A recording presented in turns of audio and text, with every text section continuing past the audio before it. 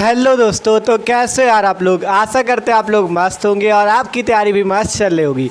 तो जैसा कि यार हम लोग क्लास 12 फिजिक्स का पहला पार्ट जो है वैद्युत आवेश तथा क्षेत्र, इस चैप्टर को पढ़ रहे थे और हमने गॉस की प्रमेय को पढ़ लिया था। ठीक है, तो आज की वीडियो से हम शुरू करने वाले गॉस की प्रमेय के अनुप्रयोग। ठीक है, गॉस की प्रमेय के अनुप्रयोग, जिसमें सबसे ज़्यादा महत्वपूर्ण अनुप्रयोग आज पढ़ने वाले। ठीक है, ये अनुप्रयोग अगर बात करें बोर्ड एग्जाम में 5 नंबर का पूछा जाता है। देख सकते हो, अनंत लंबाई के एक समान रूप से आवेशित तार के निकट वैद्युत क्षेत्र की तीव्रता का सूत्र। ठीक है, अनंत रूप से कहा गया है, अनंत लंबाई के एक समान रूप से आवेशित तार के निकट वैद्युत क्षेत्र की तीव्रता का सूत्र, और ये गॉस की प्रमेय का अनुप्रयोग है। ठीक है, 5 नंबर का पूछा जाता है बोर्ड एग्जाम में, मोस्ट इंपॉर्टेंट है। ठीक है, तो यार एकदम मस्त तरीके से समझेंगे, तो सब लोग करो क्या, कॉपी पेन निकाल लो, एकदम मस्त से समझेंगे। ठीक है, तो चलो देखते हैं आपका गॉस की प्रमेय का पहला अनुप्रयोग, अनंत लंबाई के एक समान रूप से आवेशित तार के निकट वैद्युत क्षेत्र की तीव्रता का सूत्र। तो देखो, जब आपको डेरिवेशन करना होता है तो उस पर क्या क्या इंपॉर्टेंट होता है पहले वो समझ लो। देखो, डेरिवेशन के लिए आपको पहले चित्र बनाना होता है, फिर उसकी थ्योरी को लिखना होता है, और फिर जो आपसे कहा गया वैद्युत क्षेत्र की तीव्रता का सूत्र, उसका आपको सूत्र का डेरिवेशन या निगमन करना होता है। इतना काम होता है आपके पास। ठीक है, तो पूरा आपको मस्त तरीके से समझाएंगे। देखो, आपको करना क्या, अनंत लंबाई का एक समान रूप से आवेशित तार लेना है। तो हम क्या करते हैं, एक यहाँ पे हम ले लेते हैं अनंत लंबाई का एक समान रूप से आवेशित तार, जिसकी लंबाई भी कितनी होगी, अनंत लंबाई होगी। ठीक है, यह हमारे पास आ गया अनंत लंबाई का तार, और इसे एक समान रूप से आवेशित करना है तो आप इसे प्लस आवेश दे सकते हो इस टाइप से। ठीक है, ये कैसा तार है, अनंत लंबाई का एक समान रूप से आवेशित तार है। ठीक है, अब आपको करना क्या, इस तार के निकट वैद्युत क्षेत्र की तीव्रता निकालनी है। तो ये तार हो गया, इस तार से यहाँ पे मान लो, इस तार से r मीटर दूरी पर, r मीटर दूरी पे यहाँ पे एक बिंदु P है। ठीक है, यहाँ पे पहले r मीटर दूरी पे एक बिंदु हम यहाँ पे मान लेते हैं P है। ठीक है, क्या करना है आपको, आपके पास आवेशित तार है, इस तार से r मीटर दूरी पे मान लो एक बिंदु P है, और इसी बिंदु P पे हम आपको वैद्युत क्षेत्र की तीव्रता E का मान निकाल के दिखाएंगे। ठीक है, इसी बिंदु P पे आपको वैद्युत क्षेत्र की तीव्रता E निकालना है। ठीक है, तो आप क्या करते हैं, गॉस की प्रमेय से हमें करना है, गॉस की प्रमेय के द्वारा। तो हम क्या करते हैं, इस तार के चारों ओर एक गॉसियन पृष्ठ मान लेते हैं। ठीक है, देखो क्या कहना चाहते हैं हमसे, हमने कहा था कि अनंत लंबाई का एक समान रूप से आवेशित तार है, उसी तार के निकट वैद्युत क्षेत्र निकालना है, और वो है क्या, गॉस की प्रमेय का अनुप्रयोग। तो हमने क्या किया, एक अनंत लंबाई का तार ले लिया जो कि प्लस आवेश से आवेशित है, और इस तार के निकट आपको वैद्युत क्षेत्र निकालना है। तो तार से r मीटर दूरी पे एक बिंदु P लिया, इसी पे वैद्युत क्षेत्र आपको निकालना है। आप करते क्या है, इस बिंदु P से होकर एक हम गॉसियन पृष्ठ मान लेते हैं, क्योंकि गॉस की प्रमेय से करना है तो आपको यहाँ पे एक गॉसियन पृष्ठ मान लेना है। क्या मान लेना है, बेलनाकार गॉसियन पृष्ठ मान लेना है। इस टाइप से आपको क्या बना लेना है, एक बेलनाकार, बेलन कैसे बनता है उसी टाइप से आपको बेलनाकार एक गॉसियन पृष्ठ को इस टाइप से मान लेना है ये। ठीक है, इसी टाइप से ऊपर भी बना देते हैं यहाँ पे। ये आपका ये कैसा पृष्ठ बन जाएगा, बेलनाकार पृष्ठ बन जाएगा, जो क्या कहलाएगा, गॉसियन पृष्ठ कहलाएगा। क्योंकि गॉस की प्रमेय का अनुप्रयोग दिखाना है तो आपको करना क्या है, इस टाइप से आपको क्या बना लेना है, एक गॉसियन पृष्ठ बना लेना है। देखो, सीधा बनाना आप कॉपी पे। ठीक है, इस टाइप से, ये आपका इस टाइप से करके आएगा आपका, ये यहाँ से। ठीक है, आप लोग कॉपी पे सही से इस टाइप से बना लेना पूरा। ठीक है, ये आपका क्या हो जाएगा, एक बेलनाकार पृष्ठ हो जाएगा, और इस पृष्ठ को हम नाम देंगे गॉसियन पृष्ठ। क्या नाम देंगे भैया, गॉसियन पृष्ठ, गॉसियन पृष्ठ नाम देंगे। ठीक है, बस चित्र आपका कंप्लीट है। आपने किया क्या, आपको करना क्या था समझो, आपके पास अनंत लंबाई का एक समान रूप से आवेशित तार है, तो हमने अनंत लंबाई का एक तार लिया जिसे एक समान रूप से आवेशित करना है, तो हमने उसे क्या किया, प्लस आवेश दे दिया। प्लस आवेश दे दिया। अब मान लो इस तार से r मीटर दूरी पे एक बिंदु P है, इसी बिंदु P पे हम क्या करेंगे, वैद्युत क्षेत्र निकालेंगे। अब किया क्या, गॉस की प्रमेय का अनुप्रयोग है ये, तो हमें करना क्या, इस बिंदु P से होकर गुजरने वाला एक गॉसियन पृष्ठ मान लेते हैं, और वो पृष्ठ होगा कैसे, बेलन के आकार का, तो हमने बेलनाकार गॉसियन पृष्ठ मान लिया। और यहाँ पे क्या करते हैं, मान लेते हैं कि इस बिंदु P पर मान लो यहाँ पे एक छोटा सा भाग है आपका वेक्टर क्षेत्रफल dA वेक्टर है, ठीक है, एक छोटा सा क्षेत्रफल dA वेक्टर है। तो यहाँ पे जो आपका वैद्युत क्षेत्र E वेक्टर होगा, देखो ध्यान से समझना, जो यहाँ पे वैद्युत क्षेत्र E वेक्टर होगा तथा जो वेक्टर क्षेत्रफल dA वेक्टर होगा वो एक ही दिशा में मान लो कार्यरत है। ध्यान से समझो, यही चीज़ मेन है इस चित्र का समझने का। अगर पूरा सूत्र का आप डेरिवेशन करना चाहते हो तो यही चीज़ आपको समझना है। आपको क्या मानना है कि इस बिंदु P पर, ठीक है, ये जो आपने बिंदु P बना रखा है यहाँ पे, देखो ब्लैक से बना दे तो दिखेगा आपको, ठीक है, ये जो आपके पास यहाँ पे ये बिंदु P है, ठीक है, इस बिंदु P पे हमने क्या माना कि वैद्युत क्षेत्र E वेक्टर और वेक्टर क्षेत्रफल dA वेक्टर जो है एक ही दिशा पे आपका कार्यरत है। और यहाँ पे जो ऊपर है, यहाँ पे मान लेते हैं कि जो वैद्युत क्षेत्र की तीव्रता आपका E वेक्टर और जो वेक्टर क्षेत्रफल dA वेक्टर है वो यहाँ पे 90 डिग्री पे कार्यरत है। बस आपका पूरा चित्र कंप्लीट है, ठीक है, पूरा चित्र कंप्लीट है, एकदम मस्त तरीके से समझो। मेन चित्र ही होता है, अगर आप चित्र को समझ गए तो पूरे सूत्र का डेरिवेशन कर लोगे। हमने क्या किया, सबसे पहले अनंत लंबाई का एक तार लिया जिससे हमने आवेश दे दिया प्लस आवेश, ठीक है। इस तार की निकट वैद्युत क्षेत्र ज्ञात करना है तो इस तार से r मीटर दूरी पे एक बिंदु P ले लिया और इस बिंदु P से होकर गुजरने वाले एक बेलनाकार पृष्ठ हमने बना लिया, ठीक है। बेलनाकार पृष्ठ बनाया, इस पृष्ठ को गॉसियन पृष्ठ कहा गया। अब मानते हैं इस बिंदु P पर जो वैद्युत क्षेत्र E वेक्टर और वेक्टर क्षेत्रफल dA वेक्टर जो है एक ही दिशा में है, एक ही दिशा में कार्यरत है। और जो ये आपका वृत्ताकार पृष्ठ है, ये जो पृष्ठ देख रहे हो ये वृत्त के आकार का है, तो जो यहाँ पे आपका वृत्ताकार पृष्ठ है इस पे आपका वैद्युत क्षेत्र E वेक्टर तथा dA वेक्टर जो है 90 डिग्री पे कार्यरत है या आपका लंबवत है, ठीक है। तो चित्र आपका कंप्लीट है। अब आते हैं डेरिवेशन पे, ठीक है। चित्र सबको समझ में आया कैसे हुआ, क्या हुआ। अब देखो यहाँ पे बात आएगी कि अब आपको लिखना क्या है। आपको सबसे पहले क्या लिखना है, हम आपको यहाँ पे पूरी थ्योरी बोले दे रहे हैं। जो आपने चित्र बनाया वही चीज़ लिखना है, कुछ अलग से नहीं लिखना, वही चीज़ आपको यहाँ पे लिख लेना है, ठीक है, क्योंकि हम लिखेंगे तो पूरा बोर्ड ही भर जाएगा, ठीक है। आपको क्या लिखना है, आपको लिखना है माना, पहले चित्र इस टाइप से, देखो फिजिक्स पे जब इस टाइप से डेरिवेशन करना होता है तो साइड पे चित्र बनाया जाता है और बगल पे यहाँ पे इसके आपको थ्योरी लिखनी होती है। क्या लिखना है, आपको लिखना है माना एक आपका अनंत लंबाई का आवेशित सीधा तार है और इस तार से r मीटर दूरी पे एक बिंदु P है और इस बिंदु P से होकर गुजरने वाले एक गॉसियन पृष्ठ की कल्पना करते हैं, ठीक है। इस बिंदु P से होकर गुजरने वाले एक गॉसियन पृष्ठ की कल्पना करते हैं, या आप लिख सकते हो इस बिंदु P से होकर गुजरने वाले एक बेलनाकार पृष्ठ की कल्पना करते हैं जिसे गॉसियन पृष्ठ कहते हैं। अब माना कि इस बिंदु P पर वैद्युत क्षेत्र E वेक्टर और वेक्टर क्षेत्रफल dA वेक्टर जो है एक ही दिशा पे कार्यरत है तथा जो वृत्ताकार पृष्ठ है इस पे E वेक्टर और dA वेक्टर 90 डिग्री पर कार्यरत है। इतनी बातें आपको लिखनी है अपने मन से बना के, कोई ये किताबी भाषा नहीं है यार, अपने मन से बनाना है। क्या लिखना है, फिर से एक बार लास्ट बार सुन लो कि आपके पास एक अनंत रूप से आवेशित सीधा तार है, ठीक है, अनंत लंबाई का आपके पास क्या लिखना है, यहाँ से माना एक अनंत लंबाई का एक समान रूप से आवेशित सीधा तार है और इस तार से r मीटर दूरी पे एक बिंदु P है। इस बिंदु P से होकर गुजरने वाले एक बेलनाकार पृष्ठ की कल्पना करते हैं, मतलब मान ही तो रहे हो, कल्पना ही तो कर रहे हो, तो इस बिंदु P से होकर गुजरने वाले एक बेलनाकार पृष्ठ की कल्पना करते हैं। और फिर आपको क्या लिखना है कि इस बिंदु P पर जो आपका वैद्युत क्षेत्र E वेक्टर और जो वेक्टर क्षेत्रफल dA वेक्टर है एक ही दिशा में कार्यरत है और ये जो ऊपर वृत्ताकार पृष्ठ है इस पे आपका वैद्युत क्षेत्र E वेक्टर और वेक्टर क्षेत्रफल dA वेक्टर 90 डिग्री पर कार्यरत है।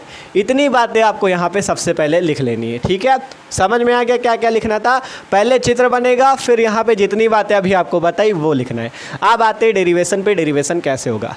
आप सबसे पहले हम लिखते हैं इस बिंदु P से होकर गुजरने वाला वैद्युत फ्लक्स, ठीक है। आप देखो जब थ्योरी लिख लेना चित्र बन जाए उसके बाद से जो लिखना है वो हम आपको बता रहे हैं। आगे से लिखना है बिंदु P से होकर गुजरने वाला वैद्युत फ्लक्स, ठीक है। बिंदु P से होकर गुजरने वाला गुजरने वाला वैद्युत फ्लक्स, ठीक है, बिंदु P से होकर गुजरने वाला वैद्युत फ्लक्स, उसका सूत्र क्या होगा। देखो ये हमने यहाँ पे एक छोटा सा क्षेत्रफल DA लिया है। DA जो है एक छोटा सा क्षेत्रफल है इस बिंदु P पर, तो यहाँ पे वैद्युत फ्लक्स भी एक छोटा सा आएगा, उसे हम मानेंगे d फाई E और उसे नाम देना है d फाई E1। E1 क्यों नाम दे रहे हैं, क्योंकि अभी एक आपका वैद्युत फ्लक्स इस वृत्ताकार पृष्ठ पे भी निकलेगा और एक इस बिंदु P पर निकलेगा, तो d फाई E1 नाम दे दिया। उसका सूत्र क्या हो जाएगा, आपका वैद्युत क्षेत्र E वेक्टर और डॉट वेक्टर क्षेत्रफल DA वेक्टर, तो E vector dot DA vector हो गया। d फाई E1 बराबर E vector dot DA vector. अब यहाँ से इसे आप लिख सकते हो d फाई E1 बराबर, जब E vector dot DA vector होता है तो उसे लिख दिया जाता है EDA cos theta, EDA cos theta. ये हमने आपको गॉस की प्रमेय पे भी पूरा समझाया हुआ है, ठीक है। EDA कॉस थीटा हो गया। अब आपको यहाँ पे पता है इस बिंदु P पर जो वैद्युत क्षेत्र E वेक्टर और वेक्टर क्षेत्रफल DA वेक्टर एक ही दिशा पे कार्यरत है, तो यहाँ से लिखना है चूँकि E वेक्टर व DA वेक्टर एक ही दिशा में कार्यरत है, एक ही दिशा में कार्यरत है, ठीक है, एक ही दिशा में है ना, आप खुद देख सकते हो भैया, जब एक ही दिशा में कार्यरत होता है तब थीटा बराबर होता है 0 डिग्री, ठीक है, तब थीटा बराबर क्या हो जाएगा, 0 डिग्री हो जाएगा। क्या कह रहे हैं हम आपसे कि इस बिंदु P पे वैद्युत क्षेत्र E वेक्टर और वेक्टर क्षेत्रफल DA वेक्टर एक ही दिशा में है, इस कारण से इनके बीच जो कोण बनेगा वो थीटा आएगा 0। तो करना क्या है, इस थीटा की जगह आपको 0 रख देना है, तो d फाई E1 बराबर EDA कॉस, यहाँ पे EDA कॉस 0 डिग्री, ठीक है, कॉस 0 डिग्री, थीटा की जगह हमने 0 डिग्री रख दिया। क्यों, क्योंकि E व DA एक ही दिशा में कार्यरत है। अब थीटा बराबर 0 डिग्री हो गया। अब आपको याद होगा कॉस 0 डिग्री का मान, कॉस 0 डिग्री का मान होता है 1, ठीक है, तो यहाँ पे आपको कॉस 0 डिग्री का मान रखना है 1। हमने क्या लिखा, चूँकि कॉस 0 डिग्री बराबर 1, तब यहाँ से हो जाएगा d फाई E1 बराबर EDA इंटू कॉस 0 का मान 1, तब आपका आ जाएगा 1। तो यहाँ पर से d फाई E1 बराबर निकल के आएगा क्या, आपका EDA, और इसे आपको मान लेना है समीकरण नंबर 1। सिंपल सी बात है, एकदम स्टेप बाय स्टेप चलोगे ना तो एग्जाम में आपको 5 पे 5 नंबर फुल मिलेंगे, ठीक है। सबसे पहले लिखा गया बिंदु P से होकर गुजरने वाला वैद्युत फ्लक्स d फाई E1 बराबर E vector dot DA vector. फिर क्या हुआ, जब E vector dot DA vector था उसे लिख दिया गया EDA कॉस थीटा। अब चूंकि बिंदु P पर E व DA एक ही दिशा में है, आप देख सकते हो दोनों की दिशा समान है, तो इस कारण से आपका थीटा बराबर 0 हुआ। तब यहाँ पे d फाई E1 बराबर EDA कॉस 0 और यहाँ से d फाई E1 बराबर EDA इंटू कॉस 0, कॉस 0 का मान होता है 1, वो रख दिया। तब d फाई E1 बराबर EDA इंटू 1, तो d फाई E1 बराबर EDA आपका यहाँ से आ जाएगा, ठीक है। तो ये सिंपल कहाँ पे निकला, इस बिंदु P पर वैद्युत फ्लक्स निकला है। आप क्या करते हैं, इस वृत्ताकार पृष्ठ पे, ये जो वृत्ताकार पृष्ठ दिख रहा है इस पे वैद्युत फ्लक्स निकालते हैं। तो यहाँ से लिखते हैं वृत्ताकार पृष्ठ से गुजरने वाला वैद्युत फ्लक्स। क्या लिखना है, वृत्ताकार, ठीक है, सही से लिखते हैं, वृत्ताकार पृष्ठ से होकर, वृत्ताकार पृष्ठ से होकर गुजरने वाला वैद्युत फ्लक्स, ठीक है। आप क्या निकालेंगे, वृत्ताकार पृष्ठ से होकर गुजरने वाला वैद्युत फ्लक्स। तो वृत्ताकार पृष्ठ से जो निकल के आएगा वो क्या आएगा, d फाई E2, ठीक है। पहला वाला d फाई E1 आया था, दूसरा आ गया d फाई E2, तो वो भी यही होगा E vector dot DA vector, क्योंकि आपका वैद्युत क्षेत्र और DA वेक्टर तो सेम ही है यहाँ पे भी और वहाँ पे भी, ठीक है। तो इतना आ जाएगा। आगे लिखेंगे d फाई E2 बराबर E vector dot DA vector को इसी तरह लिख देना EDA कॉस थीटा, ठीक है। इतना लिखने के बाद आपको क्या करना है, आपको यहाँ पे पता है कि जो E वेक्टर और DA वेक्टर वो 90 डिग्री पे कार्यरत है या लंबवत कार्यरत है। तो यहाँ पे लिख दो कि चूँकि, क्या लिखना है, चूँकि E वेक्टर व DA वेक्टर परस्पर लंबवत कार्यरत है, परस्पर लंबवत कार्यरत है, ठीक है। कैसे हैं, लंबवत है, 90 डिग्री पे है, लंबवत कार्यरत हैं, इसलिए थीटा बराबर क्या हो जाएगा, 90 डिग्री। जब लंबवत होता है तो थीटा 90 होता है, तब यहाँ पर से क्या हो जाएगा, ठीक है, जब थीटा 90 हो जाएगा तब हो जाएगा यहाँ से d फाई E2 बराबर EDA कॉस 90 डिग्री, ठीक है, सिंपल कुछ नहीं किया, थीटा की जगह हमने 90 रख दिया, तो डी फाई ई टू बराबर ई डी ए कॉस 90। आप देखो यहाँ पे जगह तो बची नहीं, हम यहाँ पे आगे इसका लिख रहे हैं। ठीक है, यहाँ पे आपको कॉपी पे नीचे ही लिखते जाना है, इसके आगे अब जगह नहीं है तो इधर लिख रहे हैं। ठीक है, इसके आगे का तो डी फाई ई टू बराबर ई डी ए कॉस 90। अब यहाँ से लिखते हैं चूँकि, ठीक है, इस चित्र को इस टाइप से पैक कर देते हैं ये आपका। ठीक है, क्योंकि अब जगह नहीं यार बोर्ड पे, तो ऐसे करना ही पड़ेगा। लिखते हैं चूँकि cos 90 बराबर, cos 90 का मान पता है आपको, cos 90 का मान होता है 0 डिग्री। ठीक है, cos 90 का मान होता है 0, तो यहाँ पे cos 90 का मान आपको 0 रख देना, तब आएगा डी फाई ई टू बराबर E D A into cos 90 की वैल्यू रख दो 0, तो ई डी ए पे 0 का गुणा होगा तो डी फाई ई टू आ जाएगा 0। इसे मान लो समीकरण 2। ठीक है, कुछ नहीं हुआ, सिंपल वही तरह आपका जैसे ऊपर हुआ था, E D A cos theta E D A cos 0, यहाँ पे ई डी ए कॉस 90 की वैल्यू 0, तो ई डी ए इंटू 0 बराबर 0। ठीक है, तो समीकरण 1 ये बना डी फाई ई वन और ये समीकरण 2 बना डी फाई ई टू। आप लिखते हैं कुल वैद्युत फ्लक्स, क्योंकि ये दोनों अलग अलग आए, एक यहाँ बिंदु P पे एक यहाँ पे, तो अभी अलग अलग आए हैं। आप क्या करते हैं, दोनों को जोड़ देते हैं, तो यहाँ से लिखते हैं कुल वैद्युत फ्लक्स, कुल वैद्युत फ्लक्स। ठीक है, कुल वैद्युत फ्लक्स कितना आ जाएगा, डी फाई ई बराबर D phi E one plus D phi E two. ठीक है, तो सिंपल क्या आ गया, डी फाई ई बराबर D phi E one plus D phi E two. ये क्या आया, कुल वैद्युत फ्लक्स, मतलब इसको और इसको जोड़ने पे क्या आएगा, ये sorry D phi E one ये है और ये वाला डी फाई ई टू, तो इसको और इसको जोड़ने पे जो आएगा वो कुल वैद्युत फ्लक्स आएगा। तो वो यहाँ से कितना आ जाएगा, डी फाई ई बराबर डी फाई ई वन की वैल्यू ये यहाँ पे दी गई है ई डी ए, तो इसे ई डी ए लिख दो, plus D phi E two की वैल्यू 0 है तो 0 लिख दो, तो यहाँ पर से वैल्यू आ जाएगी डी फाई ई बराबर ई डी ए। इसे मान लो समीकरण 3।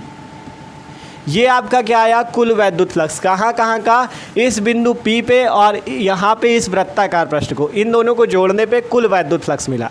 अभी तो आपको कुल वैद्युत फ्लक्स मिला, अभी आपको क्या निकालना है, इस पूरे, ये जो पूरा बेलन देख रहे हो ना, इस पूरे बेलनाकार पृष्ठ से गुजरने वाला वैद्युत फ्लक्स। ठीक है, तो देखो एक चीज़ यहाँ पे और मान लेना, हम यहाँ पे ध्यान नहीं दिए, आपका मान लेना इस बेलन की लंबाई L है। ठीक है, इस बेलन की लंबाई को आपको L मान लेना है, स्मॉल l।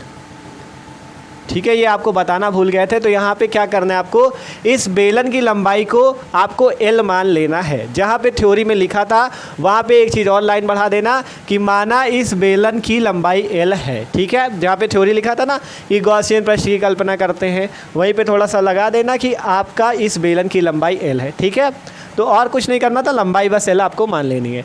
आप देखो कुल वैद्युत फ्लक्स निकला। आप क्या करते हैं, इस संपूर्ण गॉसियन पृष्ठ से गुजरने वाला वैद्युत फ्लक्स निकालते हैं।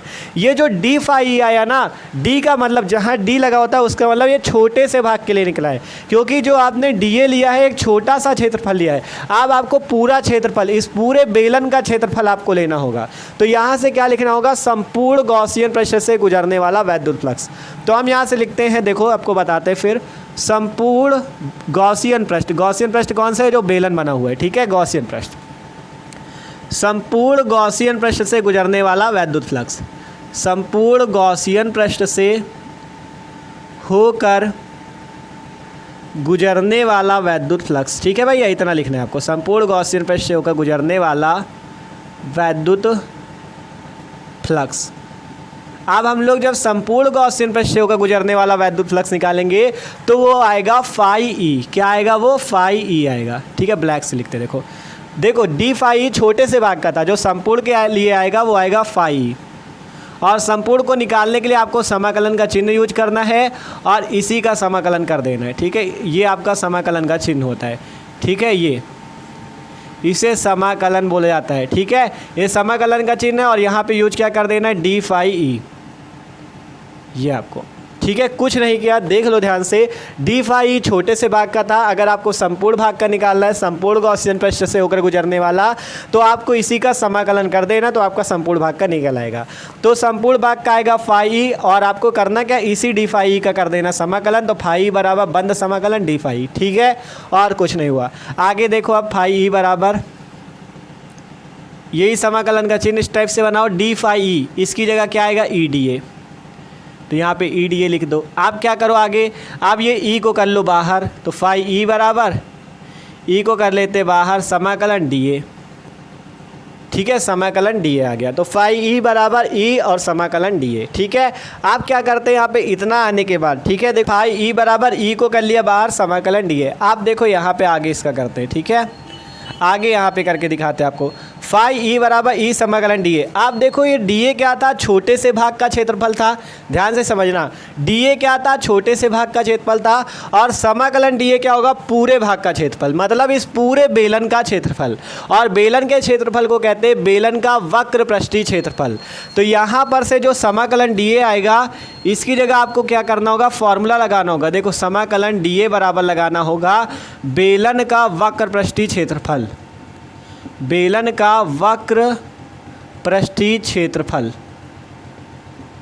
वक्र पृष्ठीय, सही से देखो लिख लेना पूरा, ठीक है, वक्र पृष्ठीय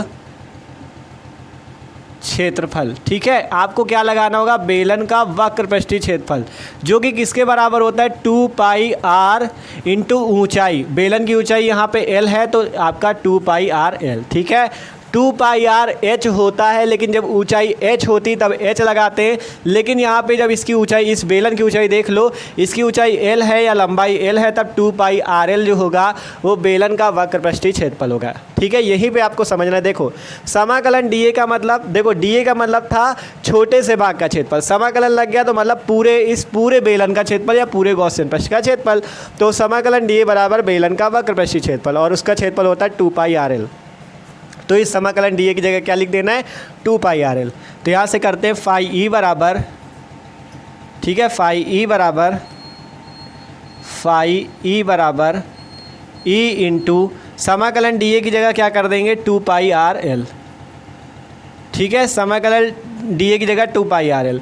तो फाई ई बराबर आ गया ई इंटू 2 पाई आर एल। इसे कौन सा समीकरण मान लेते हैं, चौथा समीकरण मान लेते हैं। आप देखो आपको आगे भी सॉल्व करना होगा।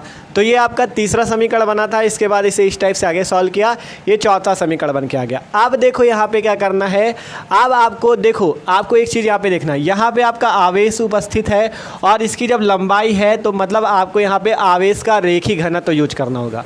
क्या यूज करना होगा, आवेश का रेखीय घनत्व। हमने आपको आवेश का पृष्ठीय घनत्व, आवेश का रेखीय घनत्व और आवेश का आयतन घनत्व, ये तीनों पढ़ा दिए थे, ठीक है। इसके पहले वाले वीडियो पे आपको पूरा बताया था। जो लोग नए हो उनको बता दें, डिस्क्रिप्शन पे प्लेलिस्ट है क्लास 12 फिजिक्स की, उस पर आप जाके वीडियो देख सकते हो, ठीक है। तो यहाँ से लिखेंगे आवेश के रेखीय घनत्व से, आवेश के रेखीय घनत्व से।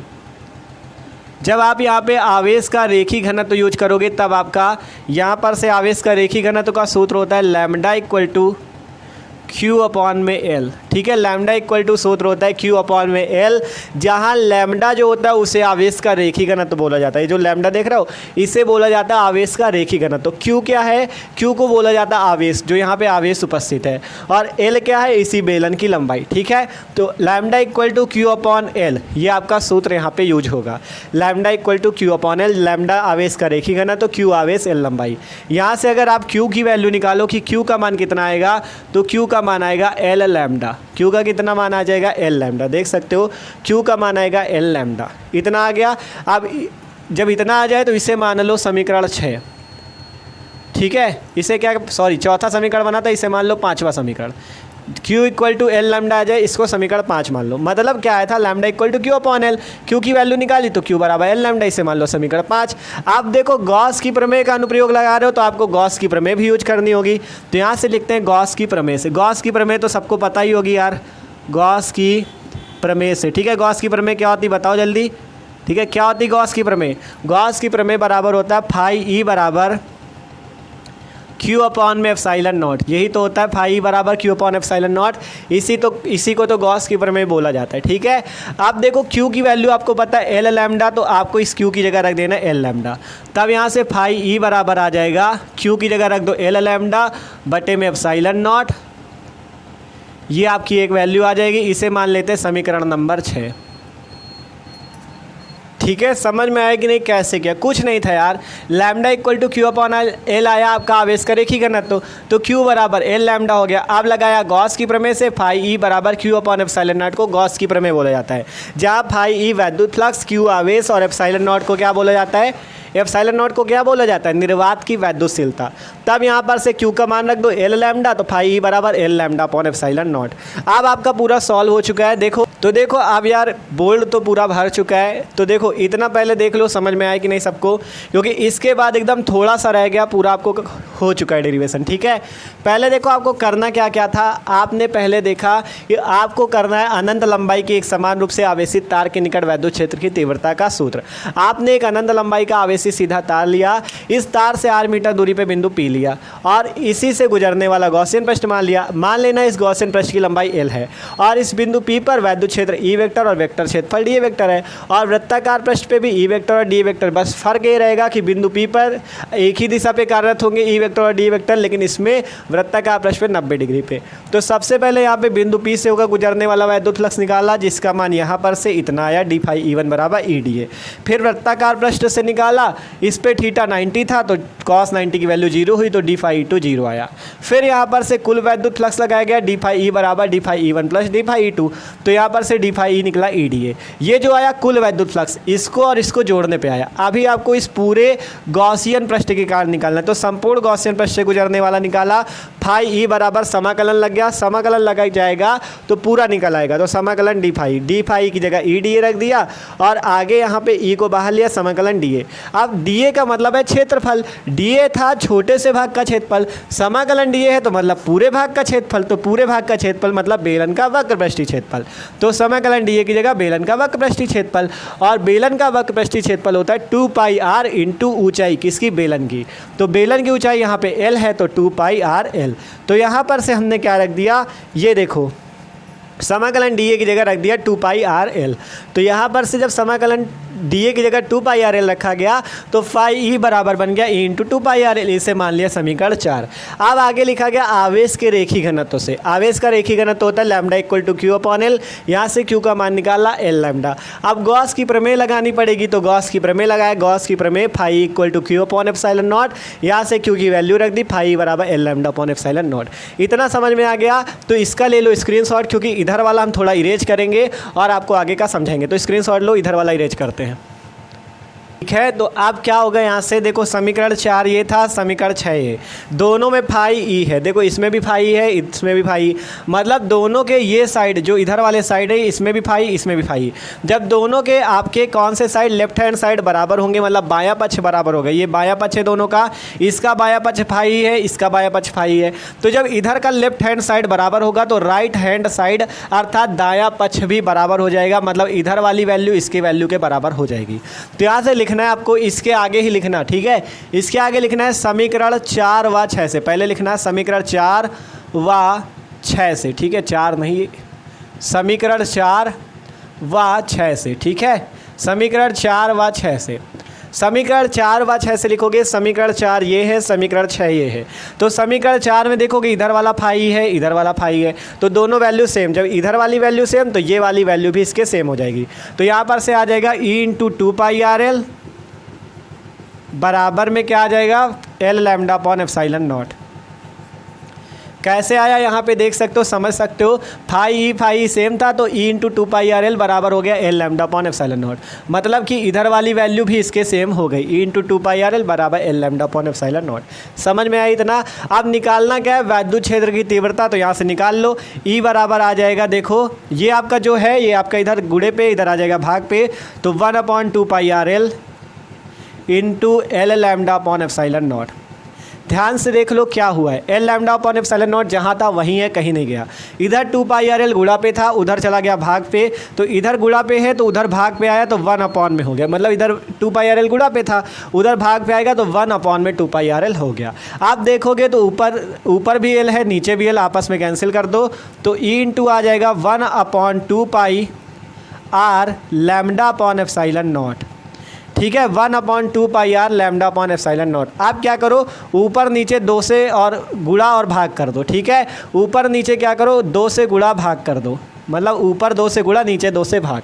मतलब इससे क्या होगा, देखो 2 से 2 कट जाएगा, वैसे भी बनाना है तो कोई फर्क पड़ने वाला नहीं, तो ऊपर 2 से गुणा नीचे 2 से भाग कर दो। अब होगा क्या इससे, अब फॉर्मूला बन जाएगा यार। देखो 1 में 2 का 2 से गुणा 2 2 जा 4, देखो 2 का 2 से गुणा 2 2 जा 4, पाई है पाई लिख दो, एप्सिलॉन नॉट को यहाँ लिख लो। अब देखो 2 का लैम्डा से गुणा 2 लैम्डा, बटे में ये आर है आर लगा दो, बस बन गया सूत्र आपका अनंत लंबाई के एक समान रूप से आवेशित तार के निकट वैद्युत क्षेत्र की तीव्रता का सूत्र। और ई वैद्युत क्षेत्र की तीव्रता इसका मात्रक होता है न्यूटन बटा कूलाम। यही सूत्र है आपका, निकल के आ चुका है भैया, पूरा सूत्र निकल के आ चुका है। 5 नंबर आपके पक्के हो चुके हैं, ठीक है। 5 नंबर अब आपके कोई भी काट नहीं सकता, बस उसी तरह लिखना जैसे हमने बताया स्टेप बाय स्टेप, ठीक है। आप एक बार पूरा आपको फिर से रिवाइज करा दे जिससे आपको कोई भी दिक्कत ना हो। पहले क्या करना है आपको, जब आपके पास डेरिवेशन था आपको इस टाइप से चित्र बना लेना। चित्र पे आशा करते हैं आपको एक एक बात हमारी समझ में आई है कि चित्र कैसे बनाना था, ठीक है। चित्र बन गया, उसके बाद चित्र के बाद थ्योरी लिखना है कि चित्र में आपने क्या बनाया। क्या लिखोगे, माना एक आवेशित तार है अनंत लंबाई का जिससे 8 मीटर दूरी पर बिंदु पी है, बिंदु पी से गुजरने वाले एक बेलनाकार पृष्ठ की कल्पना करते हैं जिसे गॉसियन पृष्ठ कहते हैं और इसकी लंबाई एल है। फिर यहाँ पे वृत्ताकार पृष्ठ पे आपका ई और डी 90 पे है और बिंदु P पर एक ही दिशा पे। तब जैसे आपको निकलाया था बिंदु P से गुजरने वाला वैद्युत फ्लक्स वो निकलाया, फिर वृत्ताकार पृष्ठ से तो d फाई E1 और d फाई E2 आया, कुल निकाला इतना आया, फिर संपूर्ण गॉसियन पृष्ठ से निकाला आपका। और यहाँ पे फिर एक चीज़ और किया गया, समाकलन dA बराबर 2πRL ये रखा गया। आवेश का रेखी घनत्व लगा, गॉस की प्रमेय लगी, उसके बाद समीकरण 4 और 6 से देखा, आपका पूरा सूत्र निकल के आ गया। यही है, लिख सकते हो नीचे कि यही अनंत लंबाई के एक समान रूप से आवेशित तार के निकट वैद्युत क्षेत्र की तीव्रता का सूत्र है। लिख दो, या तो देखो हम लिखे भी दे रहे हैं आपको, ठीक है। सिंपल इस टाइप से लिख देना, यही अनंत लंबाई के एक समान रूप से आवेशित तार के निकट वैद्युत क्षेत्र की तीव्रता का सूत्र है, ठीक है। तो डेरिवेशन कंप्लीट है, आशा करते हैं सबको ये समझ में आया, ठीक है। समझ में हो यार तो वीडियो को लाइक कर देना, और चैनल पे नए हो तो सब्सक्राइब कर लो, और कमेंट करके जरूर बताना कि वीडियो कैसा लगा, ठीक है। और जो लोग नए हो वो जान लो कि क्लास 12 फिजिक्स की प्लेलिस्ट आपकी डिस्क्रिप्शन पे है। ये जो वैद्युत आवेश तथा क्षेत्र वाला पार्ट है इसके सारे वीडियो आपको उसी प्लेलिस्ट पे मिल जाएंगे। और हम लोग क्लास 12 केमिस्ट्री की भी तैयारी कर रहे हैं, ठीक है। तो आपको प्लेलिस्ट क्लास 12 केमिस्ट्री की भी मिल जाएगी, उस पर भी जाके आप केमिस्ट्री के भी सारे वीडियो आपके डेली अपलोड होते हैं, डेली पढ़ाई होती है हम लोगों की, ठीक है। तो मस्त तैयारी कर सकते हो, चैनल से जुड़ के सब्सक्राइब कर लो चैनल को, और अपने दोस्तों को भी बताओ, दोस्तों के साथ भी वीडियो शेयर करो जिससे वो भी अपनी पढ़ाई मस्त कर सके और बढ़िया नंबर ला सके पेपर में, ठीक है। तो स्क्रीनशॉट इसका करना चाहो तो कर लो।